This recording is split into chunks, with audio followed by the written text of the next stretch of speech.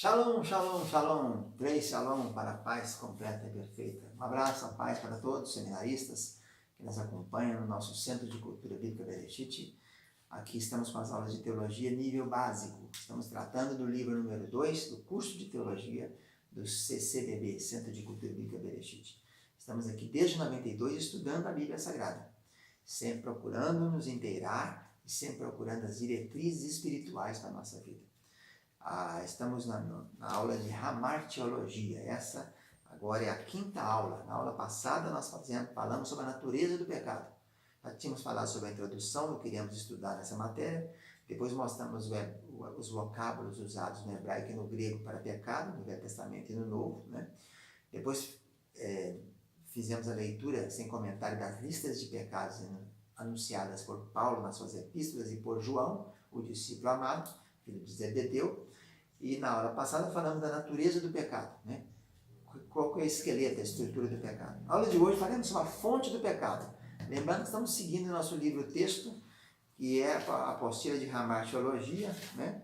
Que ela é extraída do livro de Teologia Sistemática de Millard Erickson. Então, como fonte do pecado, quer dizer, aonde brota o pecado, né? Como se fosse fonte da água, né? A mina. Então, vamos analisar as seguintes coisas. Primeira coisa é que Frederico Tenon, um teólogo, sustentou que a fonte do pecado é a nossa natureza animal. O pecado é simplesmente a persistência dos instintos e dos padrões normais.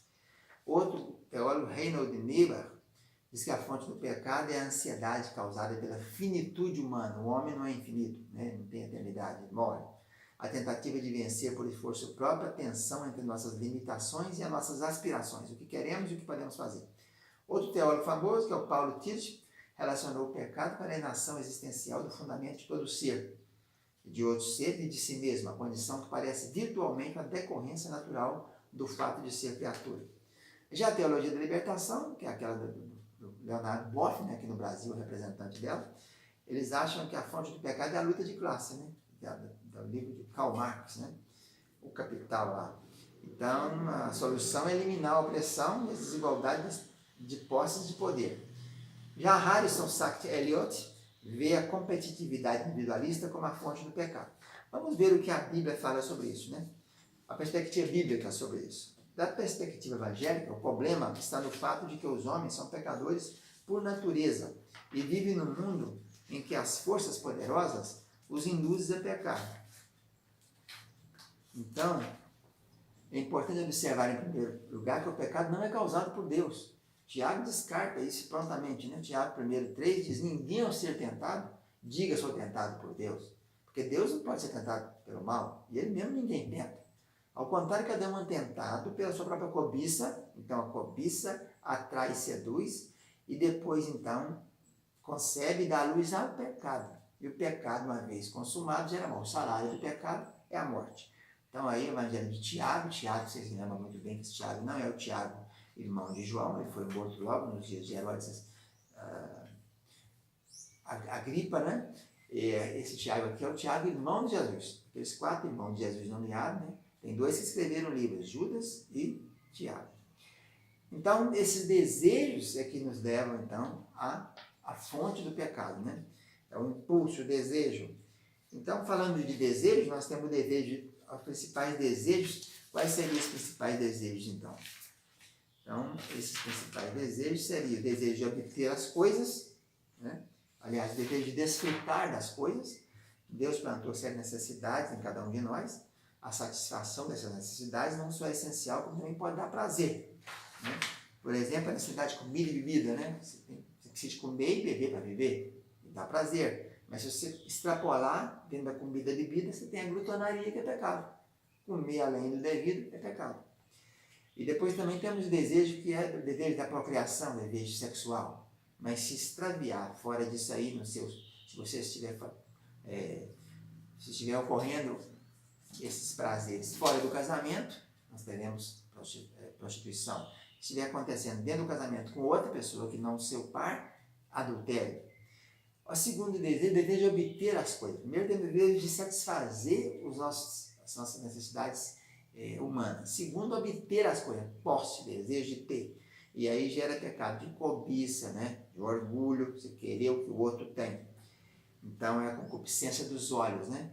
A primeira é a concupiscência da carne, querer para satisfazer a sua carne, sarx no grego. O segundo, o desejo de obter coisa é a dos olhos. Você vê o tal do mal olhado, né? Você vê o vizinho com a Hilux e quer possuir aquilo, né? Mas não tem condição. E o terceiro desejo, o desejo de fazer as coisas. Então, o desejo de satisfazer o seu ego, o desejo de obter as coisas, o desejo de fazer as coisas. Então, é positivo o desejo de fazer as coisas. Nós precisamos de fazer. Trabalho é uma bênção de Deus, né? Deus colocou o homem, não colocou ele à toa no Éden. Ele tinha a função de lavrar a terra, né? Então, quando, porém, essa ânsia transpõe as devidas limitações, sendo perseguida à custa dos outros, nós temos a soberba da vida. É isso. Então, a incapacidade de aceitar esses desejos conforme foram constituídos por Deus e, portanto, de submetê-los ao controle divino é pecado. Então, quando os desejos extrapolam, nós temos pecado. Veio a tentação de Jesus e o diabo começou com isso, né? Começou com pão. Aí, se é Deus, manda transformar essas pedras em pão, né? E depois apareceu o poder do mundo inteiro, depois para mostrar que ele era filho de Deus. Então, está bem claro isso aí, né? Muitas vezes a tentação envolve indução externa. Ninguém é tentado por Deus. É tentado por suas próprias concupiscências, né? Tanto da carne como dos olhos, soberba da vida. Então, o pecado é a escolha da pessoa que o comete. É uma escolha, uma decisão individual. Por isso temos o livre-arbítrio colocado por Deus lá no Éden. Todas as árvores comerás, da árvore do conhecimento do bem e do mal, dela não comerás. No dia que dela comeres, certamente morrerás. E realmente aconteceu isso, né? Morreu mesmo, tanto morreu por um lado do espiritual, que a alma passou a comandar o corpo e o espírito ficou sobrando, como morreu no dia também. Porque no dia, falava do dia celestial, um dia sem 1000 anos, um dia como 1000 anos como um dia.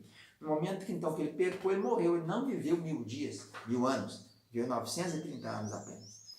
Então, além do desejo da tentação natural, deve ter a ocasião, diz que a ocasião faz o ladrão, não é isso? Então, Gálatas 5 fala sobre isso, sobre as obras da carne, né?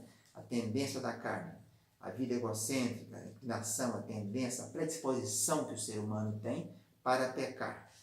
Então, essa foi a aula de hoje. Nós aprendemos, então, sobre as fontes do pecado, tanto pelos teólogos, como pelas fontes bíblicas, conforme enumerado na sacrossanta palavra de Jesus, de Deus. Fica na paz, tchau, tchau.